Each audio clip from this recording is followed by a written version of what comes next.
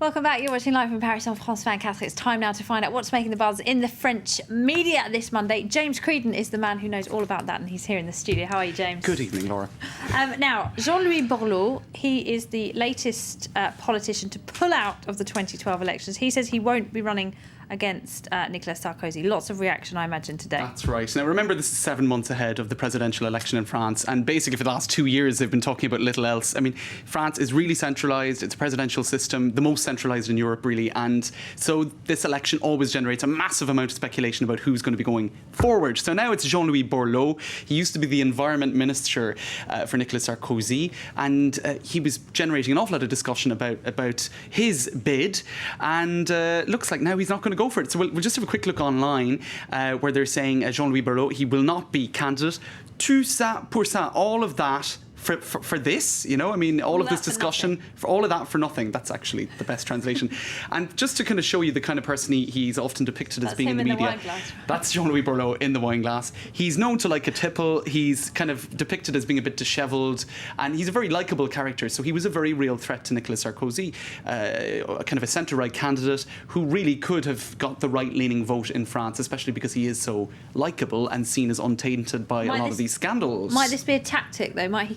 They do this sometimes, don't they? I would never want to be president, and then they come back. It would be a massive turnaround, and they're saying here, really, also in the Nouvel Observateur, that the journalists have known about this for a long time. In fact, what seems like a big shock for the public is not so much of a shock for political journalists who are very close to those elite circles of power in France. So they've known for quite a while, they say. Now, it is indeed surprising, especially because one of his right-hand men tweeted just a few days ago saying that the French are waiting for an alternative. It's time to give them one, and it's time for Jean-Louis Borloo's declaration. The time has come. Also, a book was about to come out called State of Emergency. So everything was really pretty much ready for his campaign to begin, and so it is kind of surprising that he pulled out at the last minute. Now, what's interesting is they're pointing out in the media another moment like this in the past. This is going back to 1994, and I think we have pictures of Jacques Delors. Now, he was Martine Aubry's father, hot favourite in the polls to take on Chirac in the presidential election. In the UK.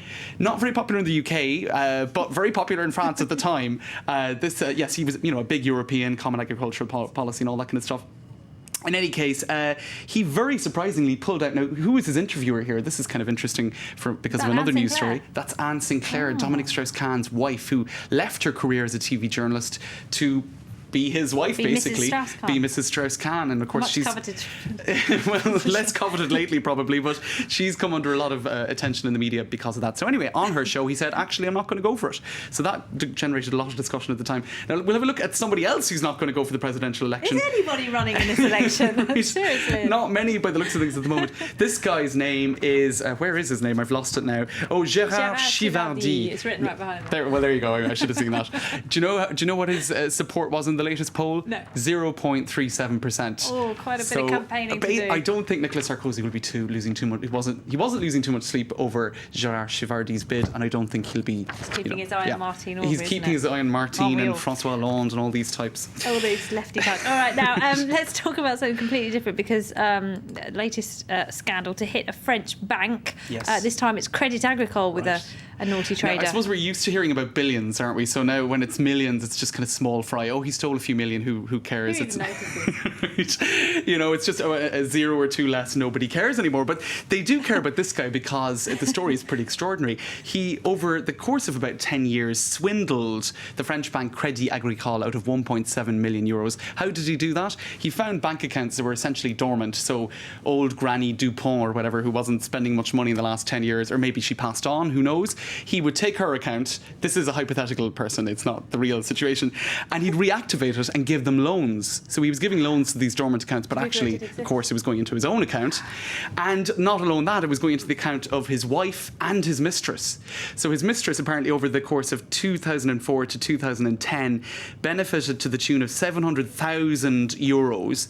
And he also bought her thoroughbred racehorses, bought himself luxury cars, luxury holidays. So he was having a fantastic time at the benefit of all of these dormant bank accounts. It's a pretty extraordinary story, but of course it didn't end well, and his dream soon turned into a nightmare because everyone found out, and now he's going to have to, I presume, either pay the money back or maybe go to prison. I don't know. In any case, he's been arrested in Reims. Never prosper, James. No, they never do. Now, the Nobel Raspberries have taken place, and it's been all about manga.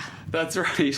What are the Nobel Raspberries? All right, first the of all? Nobel Raspberries are actually the IG Nobels. Now, this is set up by a magazine, kind of a technology magazine, and it's in honour of the weirdest and least useful scientific discoveries of the past year. This is the 23rd edition, and they take place every year, 21st edition rather, in Harvard. Now, this year, the gong goes to the Wasabi fire alarm. Now, the thing is, fire alarms sometimes don't work because when you're asleep, in a sound sleep, you don't really hear the noise, and the fumes of a fire can sometimes not. You can die in a situation like that, but actually odour can sometimes be very effective in waking you up. So this alarm emits a wasabi odour, and the kind of spicy texture of that odour makes your eyes water, makes your doesn't eyes it? water, wakes you up. So actually, I don't know why they're saying it's for the weirdest and least useful prizes, because this is pretty useful if it wakes you up, you know, and in a fire Surely situation. there are other things to wake you up. Why wasabi? I don't know. Seems like a very strange. Well, apparently it works, and if it saves you in a fire, then that's not such a bad thing. Quite. You think the flames might wake you Well, up that before too. the The wasabi? wasabi and the flames. Who am I to say? I don't know. All right, James Creedon, Thanks, many Laura. thanks indeed, as always. Don't go away. We'll have all the very latest headlines for you coming up. But before that, we've got web news.